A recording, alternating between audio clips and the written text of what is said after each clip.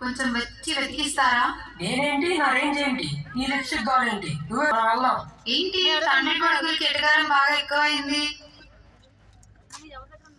Daddy, ఆ కొత్త bike కొనిస్తాన్నావుగా, ఎప్పుడు కొనిస్తావు? కొన్నారా? సరే, లేట్ అవుతుంది, వెళ్దాం పదండి. సరే పదండి వెళ్దాం.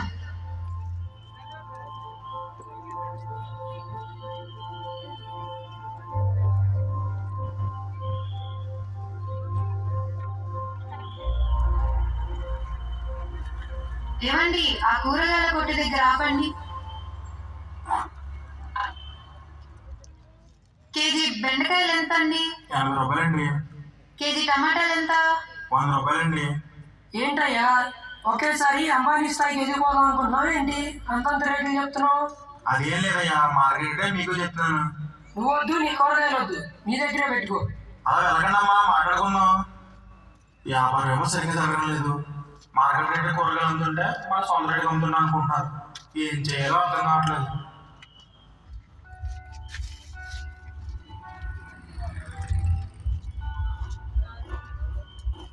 మామా, కంగ్రాచులేషన్స్, కొత్త బండి కొన్నావు. మామా, ఒక రౌండ్ ఇవ్వరా నీ బండి? మావా, కొత్త బైక్ ఇంకేంటి, అమ్మాయిలంతా నిన్నే చూస్తారు. పార్టీ ఎక్కడ? వెళ్తాంలే మామ, సాయంత్రం పార్టీకి. ఏరా, మా దగ్గర బండి ఉంది, నీ దగ్గర సైకిల్ అయినా ఉందా? సైకిల్ ఏంట్రా, వాడి కాళ్ళకి చెప్పులు కూడా లేవు. ఈడి వాలకం. పోరా బాబు, పక్కకి పో.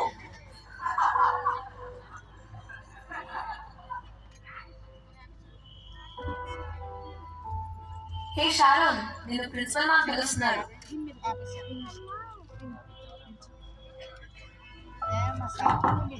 Can I come in ma'am?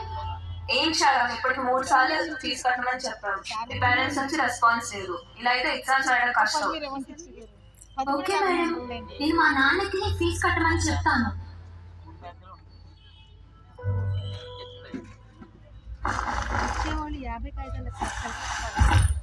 అమ్మా, మీకు ఎన్ని రోజుల నుంచి చెప్తున్నా ఫీజు కట్టమని. ఇవాళ ప్రిన్సిపల్ మ్యామ్ పిలిచి ఫీజు కట్టకపోతే ఎగ్జామ్ రాయనని గట్టిగా చెప్పింది.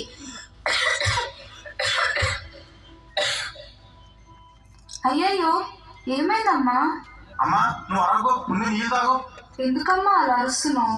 నీకు అసలే ఒంట్లో బాగోలేదు కదమ్మా. ఫీజు కట్టడానికి డబ్బులు లేవు, తినడానికి డబ్బులు లేవు, ఆఖరికి హాస్పిటల్కి వెళ్ళడానికి కూడా డబ్బులు లేవు కదమ్మా. ఈ రోజు రాత్రి God is here to turn your sorrow into joy. దేవుడు మీ యొక్క దుఃఖాన్ని సంతోషంగా మారుస్తూ ఉన్నాడు. Every sorrow that people have and you have will turn into joy. ప్రతి విధమైనటువంటి విచారము మీ యొక్క ఉన్నట్లయితే ఆ యొక్క విచారాన్ని దేవుడు సంతోషంగా మారుస్తాడు.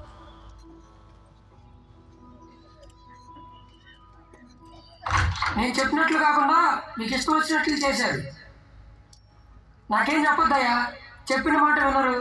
ఇప్పుడు కంపెనీ 80% లాస్లోకి వెళ్ళిపోయింది. ఇప్పుడు ఆ లాస్ ఎలా తీరుస్తావు? లోన్స్ ఎవరు కడతారు? నువ్వు కడతావా? పెట్టావయ్యా ఫోన్.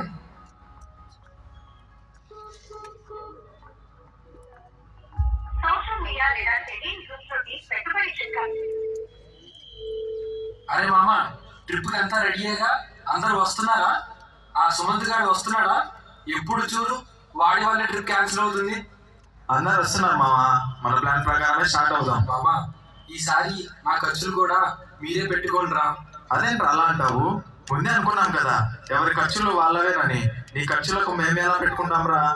అరే, ఎప్పుడు ట్రిప్కి వెళ్ళినా నేనే కదా పెట్టుకుంటూ వచ్చింది. ఈ ఒక్కసారికి మీరు అడ్జస్ట్ చేసుకోండి రా నా కోసం. రే, అలా ఏం కుదరదు. నువ్వు రావాలనుకుంటే నేను డబ్బులు తీసుకొని రా, లేదంటే నువ్వు రాకు, మేము వెళ్ళిపోతాం. అరే, మీరంతా అవసరానికి వాడుకునే ఫ్రెండ్స్ రా.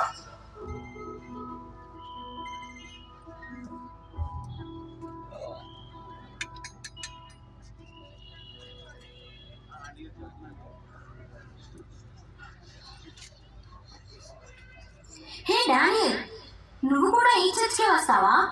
అవును షారోన్. ఏంటి డానియల్, అంత డల్గా ఉన్నావు?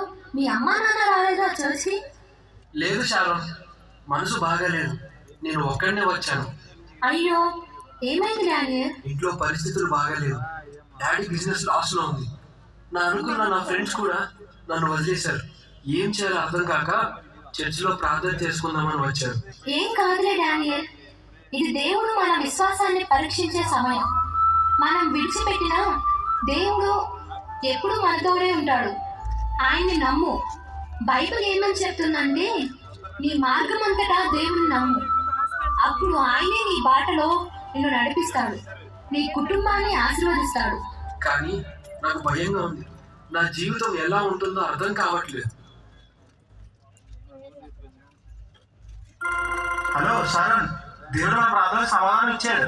ఈ మెడికల్ రిపోర్ట్స్ వచ్చాయి. ఈ ఇన్ఫెక్షన్ పూర్తిగా తగ్గిపోయింది. దేవునికే మహిమ కలుగును కాక. నిజమేనన్నా, దేవుడు మన ప్రార్థనలకు సమాధానం ఇచ్చాడు. అవునమ్మా, మనం ఎప్పుడు దేవుని కృతజ్ఞతలు చెల్లిస్తూ ఉండాలి. తప్పకుండా నాన్న, దేవునికి స్తోత్రం. ఏమైంది శారోన్, అంత సంతోషంగా ఉన్నావు? నా మెడికల్ రిపోర్ట్స్ వచ్చాయండి డానియల్. నా ఇన్ఫెక్షన్ అంతా దేవుని దయ వల్ల తగ్గిపోయింది. ఇది అంతా దేవుని కృప వలనే. అవునా? ఇది నిజంగానే నీ జీవితంలో దేవుడు చేసిన అద్భుతం. అవును డానియల్, దేవుని అందు విశ్వాసం ఉంచే వారిని ఆయన ఎన్నడూ చేయి విడిచే దేవుడు కాదు.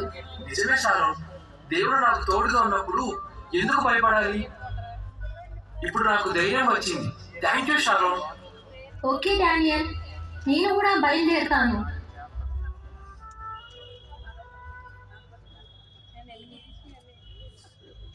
డాడీ, ఏమైంది అలా టెన్షన్ పడుతున్నారు? నా వ్యాపారం నాశనం అయిపోయింది. అందరూ నన్ను గౌరవించే రోజులు పోయాయి. ఇప్పుడు ఎవరూ నన్ను పట్టించుకోవడం లేదు. నానా, మన గౌరవం మన సంపాదన మీద ఆధారపడి ఉంటుంది. దేవుడు మన జీవితానికి దారి చూపుతాడు, కానీ మనం ఆయన వైపు తిరగాలి. కానీ నేను ఎప్పుడు నా బలం, నా తెలివి మీద నమ్మకం పెట్టుకున్నాను. ఇప్పుడు వాటన్నిటికీ విలువే లేకుండా పోయింది. డాడీ, బైబిల్ చెప్తుంది, గర్వం పతనానికి దారి తీస్తుంది, వినయమే ఆశీర్వాదాలను తెస్తుంది. నిజమే, నా గర్వం కారణంగా దేవుని మీద నమ్మకం కోల్పోయాను. అవునండి, మనం దేవుణ్ణి మర్చిపోయి ధనాన్ని గర్వాన్ని ఎక్కువగా నమ్ముకున్నాం. అందుకే మనకి పరిస్థితి వచ్చింది. ఇప్పటికేం ఆలస్యం కాలేదమ్మా. దేవుడు మన పాపాలను క్షమిస్తాడు, మన తప్పులను సరిదిద్దుతాడు. మనం ఆయనకు ప్రార్థన చేద్దాం. ఆయన దయగల దేవుడు. తండ్రి యేసయ్య, మేము ఇంతవరకు చేసిన తప్పులను క్షమించండి. మా జీవితాలను మార్చి మీ మార్గంలో నడిపించుకోండి.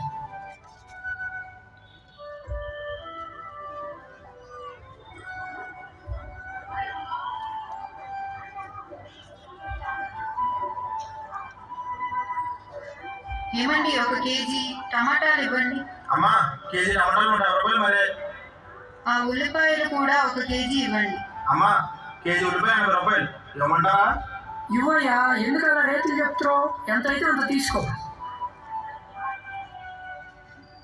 ప్రియ సహోదరి సహోదరుల, గర్వం మన జీవితాన్ని పతనానికి దారితీస్తుంది, కానీ వినయం దేవుని ఆశీర్వాదాలను తెస్తుంది. ఈ కథ మనకు వినయం, పశ్చాత్తాపం మరియు దేవుని కృప ఎంత ముఖ్యమో నేర్పిస్తుంది.